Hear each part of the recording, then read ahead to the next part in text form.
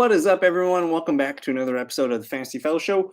My name's Kyle. In this video, we are going over the Week 14 waiver wire, the top waiver wire ads for fantasy basketball. We'll make it quick, about a 10 or 12-minute video. I'm going to hop into a screen share here, and we'll go over the ESPN rankings here. And again, one of my favorite ways of just finding quick guys to plug in for, either a night or for the week or just guys for the rest of the season is I'm going to filter because this is a wide net show. I have to show a lot of different players and a lot of different things.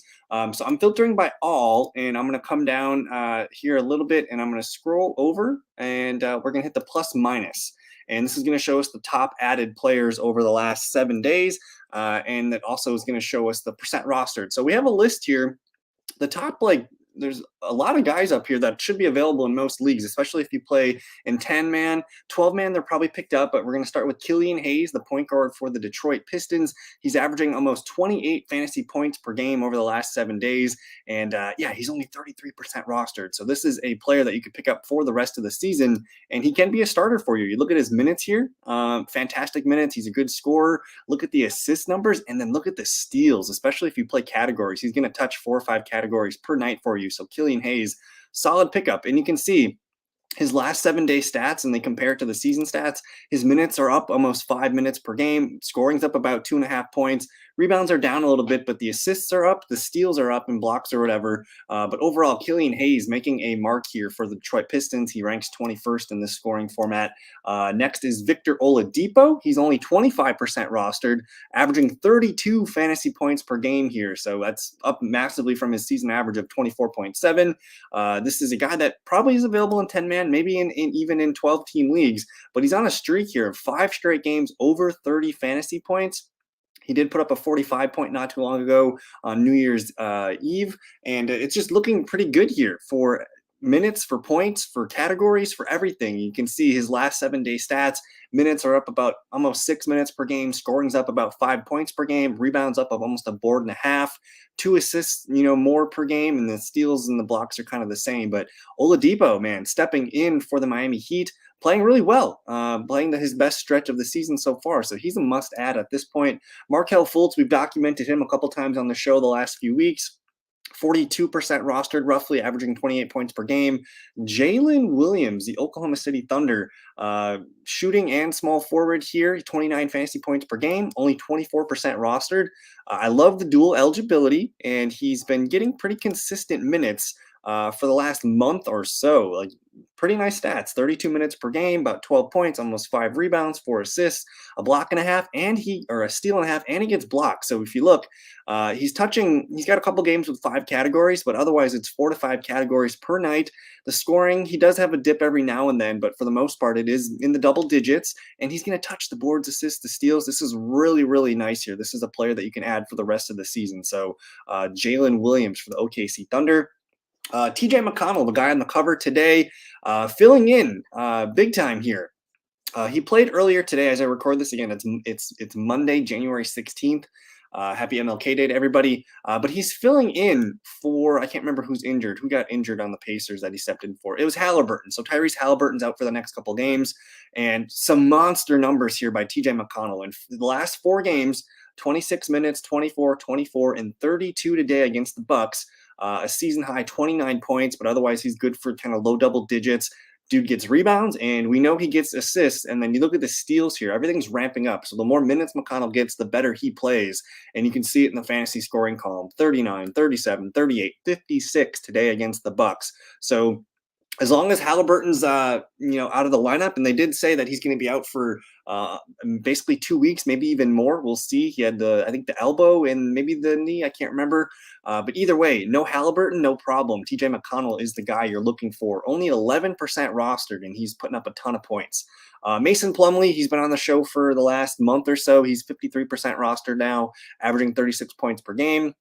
Thomas Bryant was the main pickup last week on the thumbnail. 34% rostered still. That needs to be higher. He's averaging 23.8 points per game. Numbers dipped a little bit the last 2 games here, but he's still getting a good amount of volume, double-digit scorer, and not so much in the assist and steals categories here. He'll get blocks every now and then, but he's primarily boards and points. So maybe we see his numbers start to come down. Tyus Jones, 13% rostered, and he's averaging 30 fantasy points per game over the last 7 days. You see a couple 43-point bangers in here. The minutes are going to be, sporadic based on, their lineup needs. If there's a guy missing a game or something like that, or if the game flow dictates it. So he's not going to get the 35 and the 34 minutes all the time. But we do know that he is very good on defense. You can see the steals coming in a lot of numbers here. The assists, the rebounds, we can rely on him to be productive here. And then it's just a matter if he has a big scoring night. But yeah, his last 5 games, Tyus Jones playing really good ball for the Grizzlies. Harrison Barnes needs to be owned. He's 56% rostered.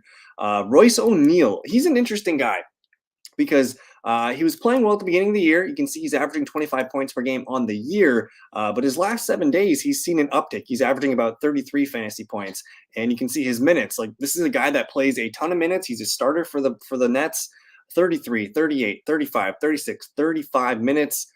He's usually good for double-digit points, and we know that he's going to touch everything else: rebounds, assists, steals, and blocks. The blocks have been coming in excess lately here. And you can see his season stats, everything is up across the board. Points are up, rebounds are up about 2.5, per game. Assists are up almost 1, steals are up almost a half a steal, and blocks kind of about the same, but they're up a little bit. He did have a lull at the end of December, but it looks like he's ramping back up into must roster form. Josh Richardson coming in for the Spurs here. He's dual eligible, so you love to see that. 7% rostered though, only 29, or he's averaging 29 points per game over the last 7 days. So that is fantastic. You can see the last handful of games, 31, 26, 25, 33, and 32. He's a scorer. He's not going to get a ton of minutes here, but they are trickling up. That's a good sign there. But he's going to get you points. He's going to get you assists, and he does, he's good for about a steal per game too. So he'll get you those 3-point steals. And yeah, we'll see if he can stay streaky with the scoring. Najee Marshall for the Pelicans here.